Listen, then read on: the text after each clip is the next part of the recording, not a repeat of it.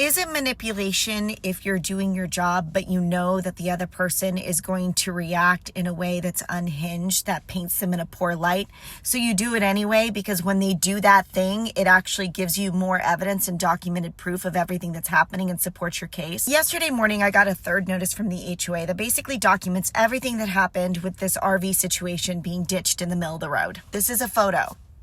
They just left it there, abandoned it. Remember, this is a private road, so CHP will not tow it, but the sheriff deputy did find a code that allows the HOA to tow it. But now they've had a meeting and they don't want to tow it either. Because this tenant has such a litigious past, and with everything that's been going on and the threats and the accusations and the intimidation that she's made, they just don't want the liability. They're worried that she might come back and sue them and say, you towed my property and you weren't authorized to do that. So they just don't even want to mess with it. One of the members of the HOA did call me and she explained what was going on. And she said, so unfortunately, the owner of the house, your client, he's going to have to tow it. And I said, no.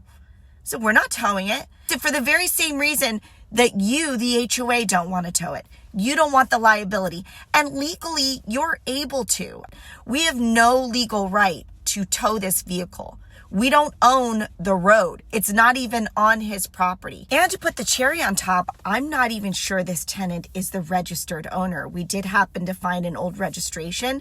So I'm going to call the sheriff's deputy back, see if he can run the VIN number and find out, does she even own this RV? When I got the third notice via email, of course, the owner was freaking out about it. He called me and I calmed him down. I'm like, look, this actually supports our case. This is a third party documenting everything that happened, the date that it happened, and their personal communication with the tenant. What the tenant essentially said is, not my problem. I signed over the pink slip to Donald Duck and it's not my issue anymore. So next step is I have to provide a copy of that notice to the housing authority because this is a Section 8 tenant and they need to be notified of any new violations. In fact, they've requested that I do that in an email. And I also have to copy the tenant and her attorney, or the person she says is her attorney.